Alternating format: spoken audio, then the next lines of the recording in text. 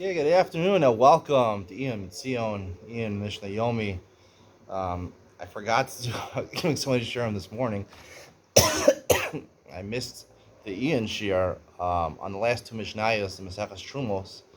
And the Maseches Terumos, the last Iyun Shir I missed, so I have to make it up. I missed in the morning, so I'm making it up now.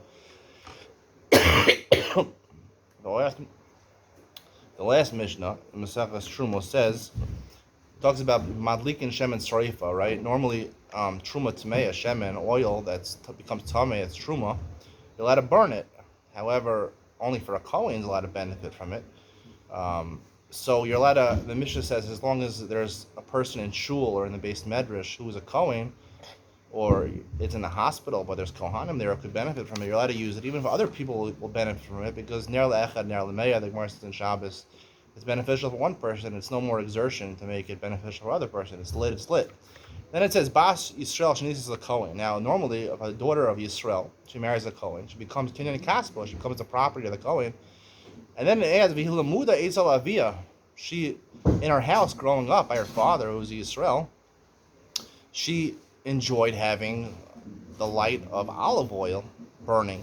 Avia Madlik Bershusa, so her father can take Truma, maybe even if he didn't give it to a Kohen yet, and while she's married to the Kohen, he's allowed to light it in her presence in order that she should benefit from it because she's the property of a Kohen. Now, I have a problem with the fact that the Mishnah says, V'hilamuda Eitzel Avia, she grew up in a house where she had this delight.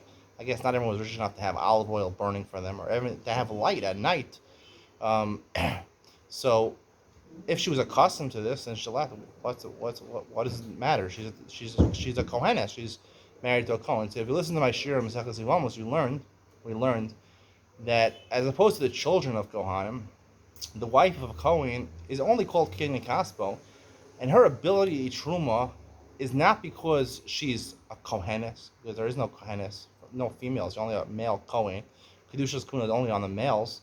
There is a mishpachas kuna, the children. They're part of the family of Kohanim, but the wife is less than that. She's not even. It's just that she gets to eat truma as a Bas Yisrael on a kula, as a leniency on her husband, right? That he has to sustain her, he has to feed her as part of the ksuba. He has to feed her, he has to nourish his wife. So most of the money of the Kohen is truma, so he's allowed to feed. It's a kula, even though normally a zar or a zara Yisrael is not allowed to eat truma. Here she's allowed to eat truma. Now, if she has children, she might become part of Mishpachas Kuna on account of her children. That's why if she has children, her husband dies, she still is permitted to eat truma because now she becomes part of Mishpachas Kuna. I believe our Mishnah is talking about even where does not have children, she's not part of Mishpachas Kuna. She's only in Kaspo. So it depends if she regularly benefited, got this type of benefit in her father's house. Why? Why is that important? Because we're learning Maseches Ksubos and Daf Yomi. The Gemara says that when it comes to the things the husband has to provide for his wife, it says Ola imo ve'eno yored imo, meaning if in her house growing up she was accustomed to certain things, and the husband comes from a poor family, he has to provide for his wife what she was accustomed to. So you're a Haredi guy, you marry one of these rich modern Orthodox girls who out from Lawrence, right? And they grew up in a mansion, you know. Everyone thinks, oh, it's a great thing. The father's gonna help you. He's gonna support you. You know what type of life? You have to buy a mansion. She grew up in a mansion. You got to buy a mansion.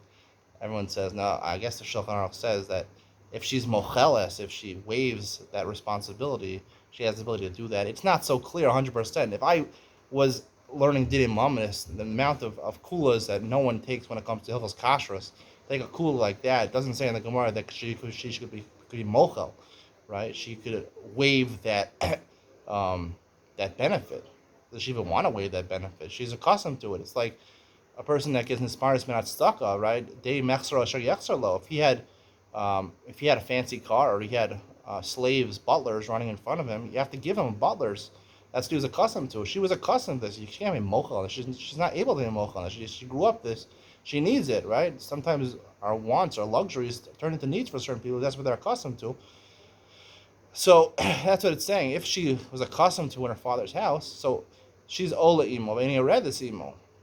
So if she was accustomed to in her father's house, so he has to provide it for her. If she wasn't accustomed to in her father's house, and the Kohen himself is poor and he doesn't regularly benefit from lighting olive oil just to read your Stephen King novel by the light.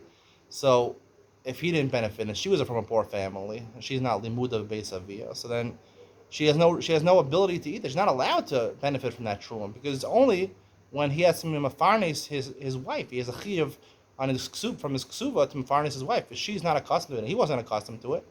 So therefore, he has no obligation to mafarnes his wife. We always think that the Eishes Kohen, before she has children, is muteris to truma. She becomes like a kohenes. She's not a kohenes.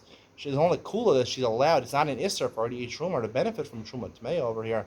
That's only contingent upon the fact that the husband has an obligation to treat her to that or mafarnis her through that thing. And if she wasn't accustomed to it, he has no obligation, and she's not allowed to. It's a big chiddush, but it's a big ending, grand ending for Maseches Terumos. See you in Maseches Maasros for more great stuff. Bye.